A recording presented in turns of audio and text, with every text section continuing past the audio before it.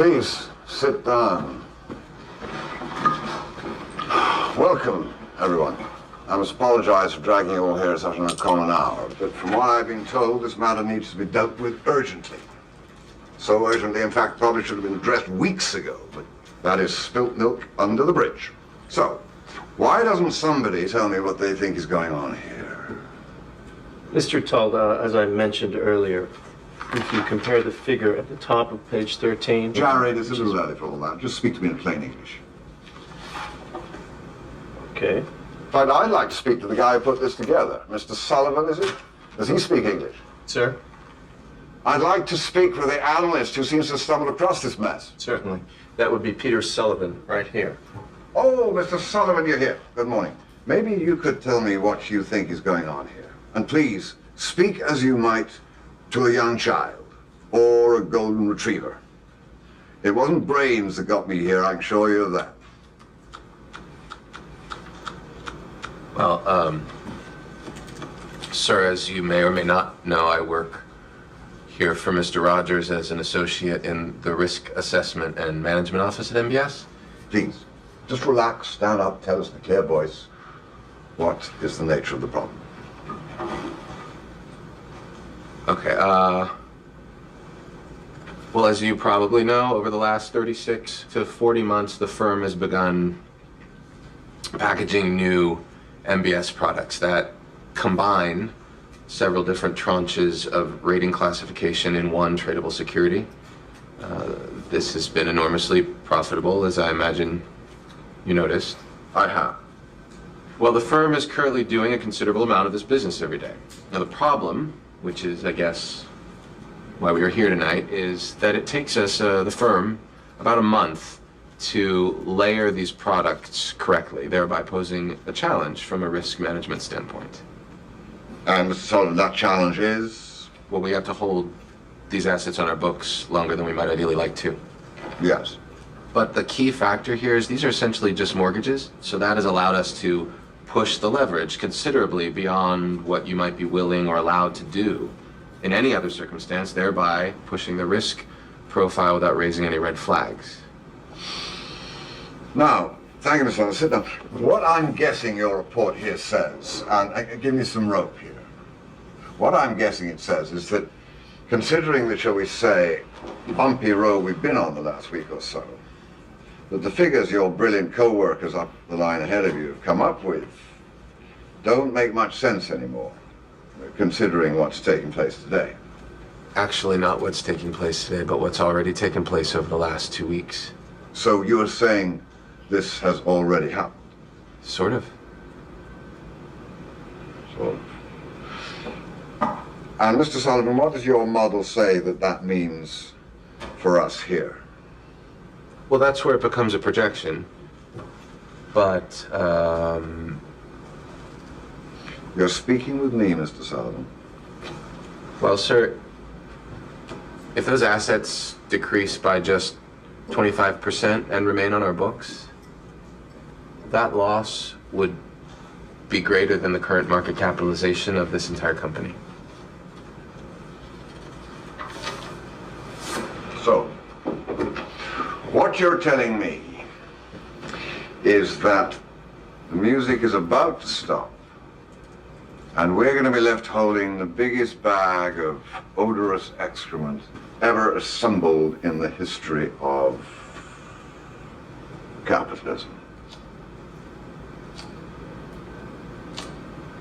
Sir, I'm not sure that I would put it that way, but let me clarify, using your analogy, what this model shows is the music, so to speak, just slowing. If the music were to stop, as you put it, then this model wouldn't be even close to that scenario. It would be considerably worse. Let me tell you something, Mr. Sullivan. Do you care to know why I'm in this chair with you all? I mean, why I earn the big bucks? Yes. I'm here for one reason and one reason alone. I'm here to guess what the music might do a week, a month, a year from now. That's it. Nothing more. And standing here tonight, I'm afraid that I don't hear a thing. Just silence.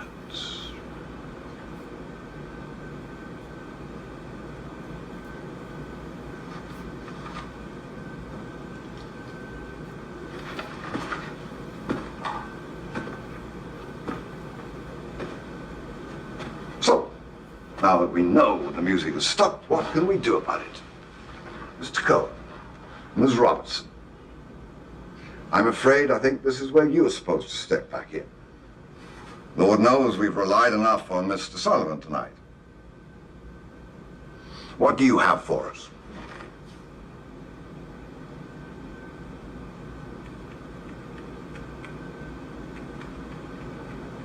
What have I told you since the first day you stepped into my office? There are 3 ways to make a living in this business.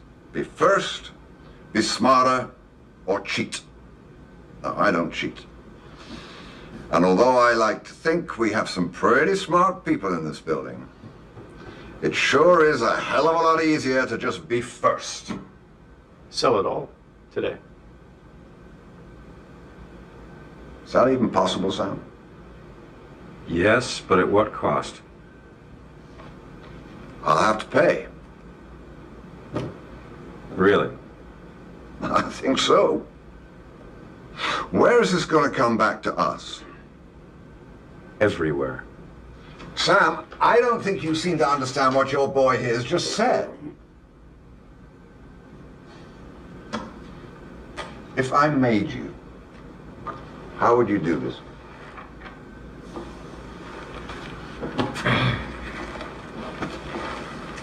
Well, you call the traders in for the normal 6:30 meeting and you be honest with them, because they're going to know it's the end either way.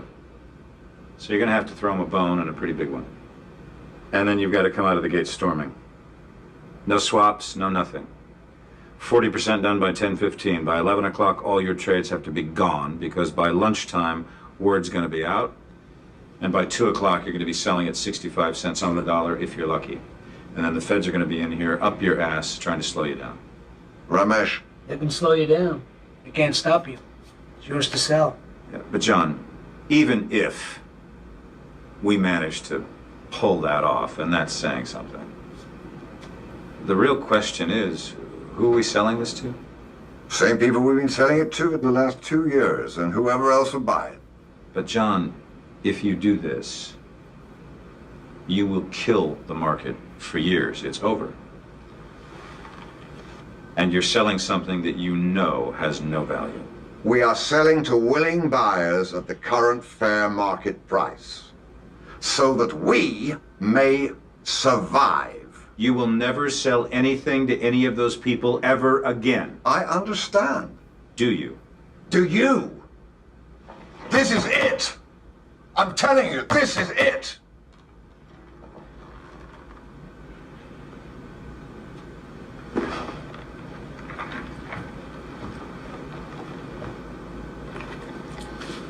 Now it's 4 o'clock. Jared, you got till 5 to break this down and draw me up a plan. Is there anybody else who knows what's in here at the moment, block by block? Eric Dale. And where is he? As of today, he's no longer with the firm. We have been trying to locate him. Carmelo, Yes, get me Eric Dale here by 6:30. it's done. We meet back here in an hour. Sam, let's talk.